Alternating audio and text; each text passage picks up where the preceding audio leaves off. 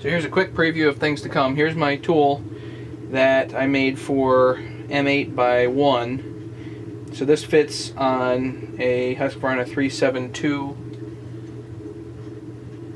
flywheel side crank. It also fits on a 395 flywheel side crank too. Check that out.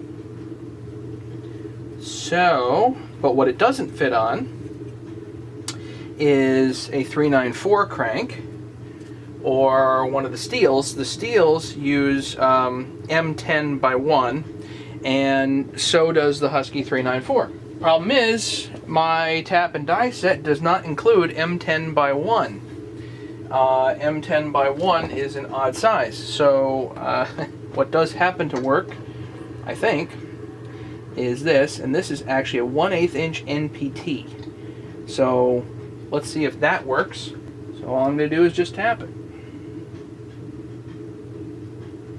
Again, for the 16,000th time, this is easier on a lathe, preferably with a boring bar. But again, proof of concept here, I'm really just trying to prove that this indeed can be done with very simple tools and not a lot of money involved. This tap and die set that I happen to have is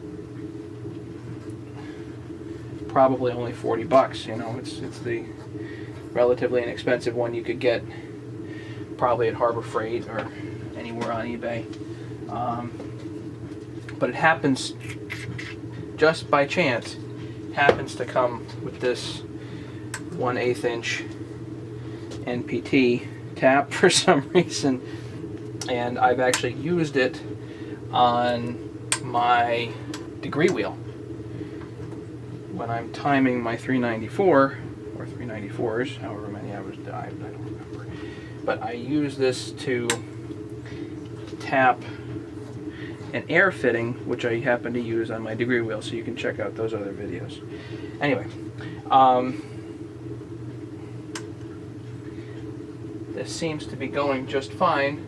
The final drill bit for this was 11/32. This seems to be going without any trouble.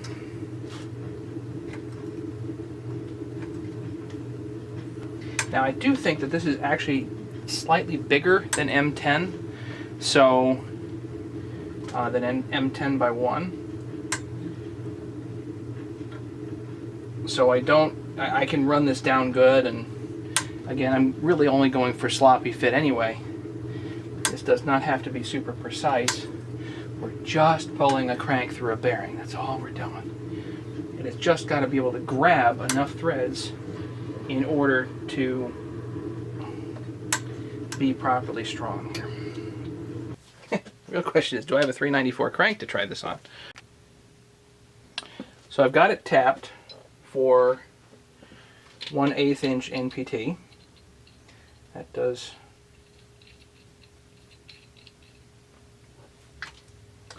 go in.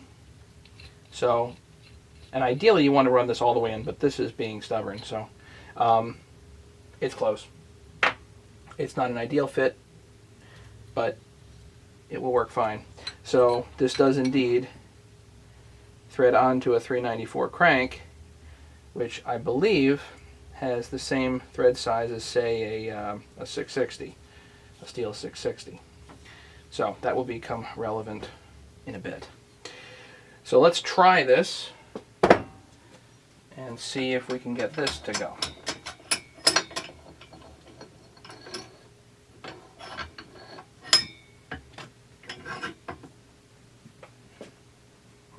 Just a junk bearing, doesn't go on. Now the crank has been in the freezer, but it's not too cold at this point. But now I can't use, oh shoot, I can, look at that. I guess I can use the inner race, look at that. So the inner race from a 6203 will indeed work as my spacer. And then let's throw a couple washers on there. Let's throw that one on that one, a couple of bigger washers, that's fine. Take this and thread this down. You can see I'm way off center on my threading here, but hopefully it's going to be irrelevant.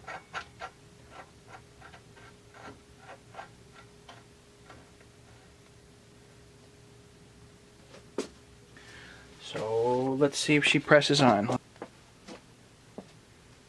Again, I'm sure you can buy this shop tool, but at this point, why would you?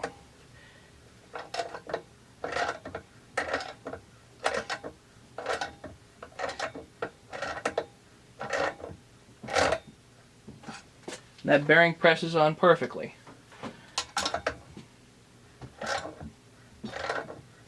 Even though the whole thing is off center, it still goes. It still goes. It does not have to be exact. Close, when you drill it, it really apparently is close enough. So I'm not going to try this on a saw because I don't have one right now, but I don't have this on a 394, but I am going to do this on a 660 kit saw. So that is up and coming here, and of course I'm doing this all in real time right now, just so everybody knows. It is February of 2017, and I forget the 3rd, whatever, I don't know what the date is. So I'm trying to do this all in real time and stumbling forward, and you guys are going to come on the adventure with me. So let's take this whole thing apart, and I got to pull off this bearing, of course, but obviously that presses on just fine with a 6203 inner race. Now, if I press it too far, will it go? I don't know. Will this other race stick on there? So ultimately, I may need a slightly different spacer, and for a project like this, I may indeed actually sacrifice a scrunch to do this. We'll see how that goes. One other thing I'll mention, I just pulled the bearing off and came off just fine. One other thing I'll mention is that, you know, I've had the opportunity to play with a bunch of different saws, not a super eclectic amount, but one of the conclusions that I'm coming to is I really don't like saws that have the bearings and the seals integral. So some chainsaws, in particular the newer Husqvarnas, 550, I believe the 555, the 562, maybe even the 576. I know the 385 and the 390s all have an integral seal on the power takeoff side bearing, and that's just, it sounds to me just like a crappy idea. I really don't like the inability to change out just the seal. You know, you got to tear the whole thing apart. And not only that, even if you could do that, even if you could change out just the seal, you cannot choose the bearing. With the Husky 394s, 395s, the Husky 372s, 262s, and that whole family, even the Husky 350s, I can choose my own bearing. I don't have to use their OEM $40 bearing. I can use a 6203, or in the case of the Husky 350s and some others, I can use a 6202 that that I want to use. And you know, these are only a couple of bucks a piece, yet the proprietary power takeoff side bearings are like $35, $40 a piece. That's just silly. So I don't like the idea of that at all. And what I'm going to do, I think, is I'm going to focus on owning myself chainsaws that have bearings and seals that are actually separate pieces. Just because I think it's easier, and if I need to change out a bearing, I want to be able to change out a bearing and not worry about having to go and buy the OEM proprietary thing. That just drives me kind of nuts. So, anyway, enough of my rant. Again, thank you for watching this. Please stay tuned. I'm going to get a 660 kit saw, put it together, give it to you guys bolt for bolt, and I don't know what I'm doing, so it's going to be an adventure to put that thing together, and hope it runs, of course. So, thank you for watching. Don't forget to subscribe.